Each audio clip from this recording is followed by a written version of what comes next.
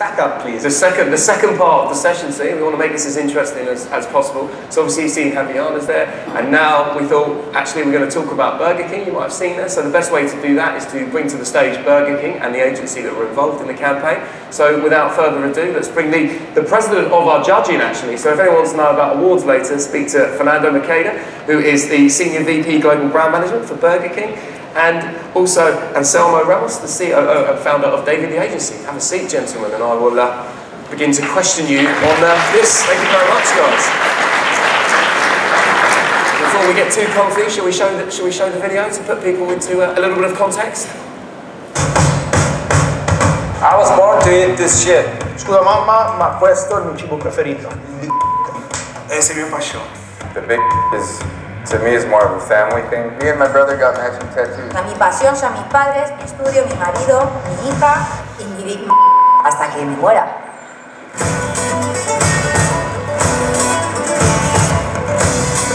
What's this? Burger King. You're a true burger lover. Vorremmo invitarti a venire in Brasile A probar una nueva hamburguesa. Are you in? What do you say? Hell yeah, man. Brasile sta arrivando. Mi agente para avisaros que he llegado bien.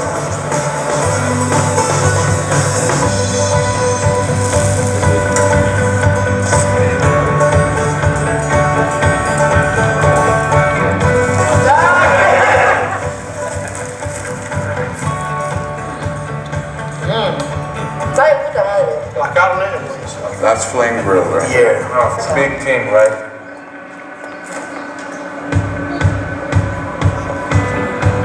So guys, hi. He's the guy you're doing. So, you like the Big King with the flame grill patties? Yeah. Is that a big? Yeah. Would you want to change that burger into a real king? Yeah. What's the next step is? We're gonna flame grill your tattoos. Right now? Sure. Now I'll meet you guys at the tattoo shop. So we'll see you guys in a minute. There we go. Let's do it. Best day ever. Best day ever, man. You guys ready? Yeah. We'll start grilling you. Yeah, sure. Before, it was a burger, just a burger. It's improved now. Speriamo che Burger King ci richiamerà per fare un nuovo spot per le patatine. I'm ready for the potatoes. Me and my brother have the same exact tattoo. What do you want to do? I'm not gonna change it. All right. I love the Big King. I thought it was really good, but I wouldn't change my tattoo for anything in the world. Yo he sido tan fanática de la... También está bueno y no hay que ser tampoco tan cerrada como soy yo. Não tem por que você não mudar. Se você tem alguma outra coisa que tipo, te pode trazer algo a mais, que é melhor, por que eu vou continuar com a mesma coisa?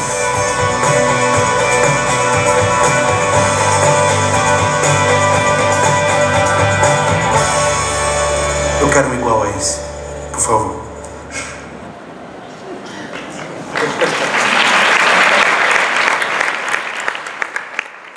I suppose it would be remiss of me not to ask who has a double Whopper cheeseburger posted on their arm. Let me show you mine. I'm joking.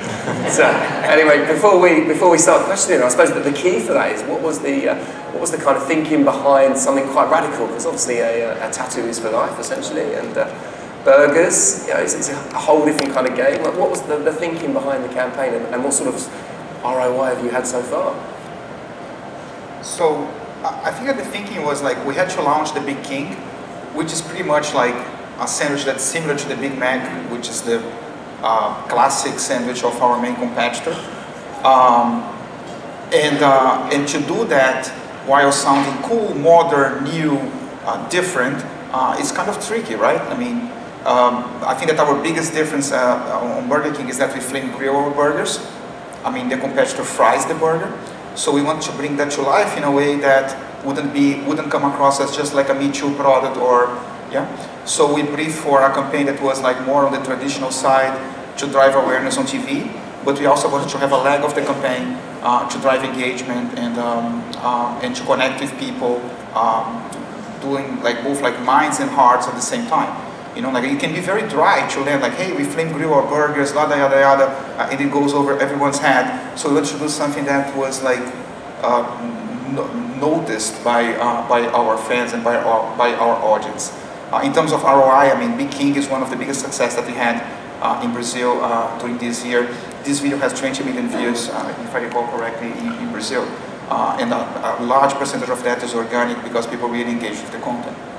And Anselmo and Constantin, this must be a dream to work with a client that wants to do something quite cool that's slightly different and away from kind of run-of-the-mill campaigns. How did you find the challenge of putting something together and meeting that brief?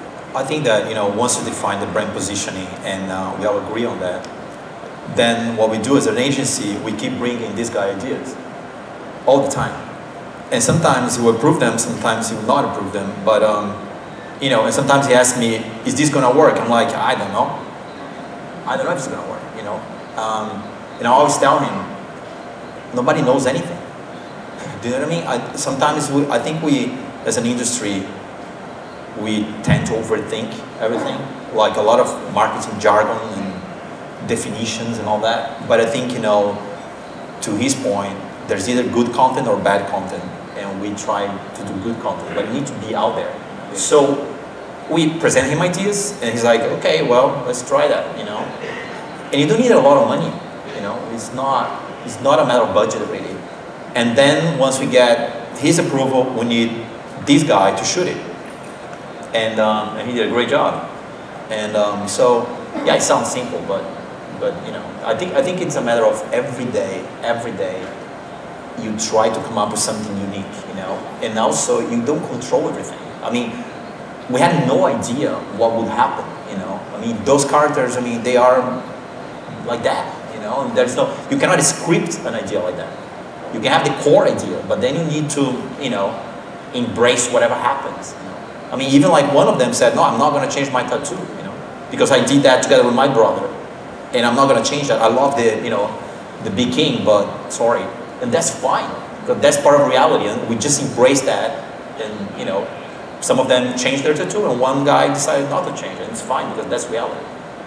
So the projects that get us the most excited are the ones that we don't know how to do. You know, like when people watch this film, lots of people come to me and say, like, how the hell did you guys found those people, and how did you know that they would say yes, and how this and how that, but you shot in 5 countries, because that was shot in 5 different countries, and we didn't know how to go about it. And that's what I think that makes us, the 3 of us, like in the agency and the whole like client side and the production company, excited, because if you don't know how to do, it only means that it was not done before, and most likely it will stand out in a clutter of same, which is out there. And I suppose that's an interesting question, is actually how do you make content that does stand out? How do you know, you say you can take the risks, and obviously it's wonderful to have a client that's prepared to take the risk, which is great, and obviously music to everyone's ears in here. However, you know, how do you know that content is going to be right? Is there literally a lot of trial and error now? You know, how much are you as a client prepared to put budget-wise into content? What's the kind of driver there? So I think that the risk is to doing same old. I don't think that's risky at all. You know, like I don't have to sink my money of media on that thing before I know it works. My media budget is much higher than my production budget. I think risk is to produce a 30-second TV spot that sucks because I will need to buy that media like 2-3 months in advance, and I will only know if it works like a month later. Here, I know in 2 hours if it's working or not, and then I can double up on the media money. The production money is really like much smaller than the media. So, and to Anselmo's point about like no one knows anything, I really believe on that. I think we need to try different things and not be afraid of trying, and then when things work, then you put money. You know, like we live in a new era. It's not like just TV anymore, where you had to prove everything and then do the ROI. I know that the thing works not because I did research, but it was because it did work. So that's kind of like how I see the stuff. Yeah, and also, you know, when I'm judging ideas, because that's what I do every day, right? My daughter says, Dad, you have a great job. You go to the agency and you say, this is good, this is bad. But that's basically what I do. So I go to the agency and I'm like, okay, show me, I tell my creatives, like, astonish me, you know? I see a lot of shit, so show me something that I haven't seen. And then when I see that, I'm like, oh, okay, I haven't seen that, that's great. And I'm like, wow, and it's gonna be really hard. And that excites me. So if I don't know how to make it happen, then it's a good time. And then, we as an agency, and As a client, we need to be open for Constantin and CraneTV and guys like him to really take the idea to the next level. Because the idea keeps evolving, you know, during production.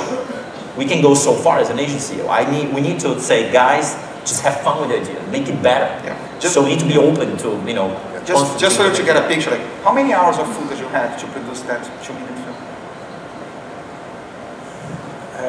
Put me on the spot, yeah. Quite a lot. We filmed because we took a documentary approach because we really wanted to bring those humans to life. So we filmed with each of them for 2 days in their 5 home cities, and we shot for about 18 hours in Sao Paulo on the reveal day.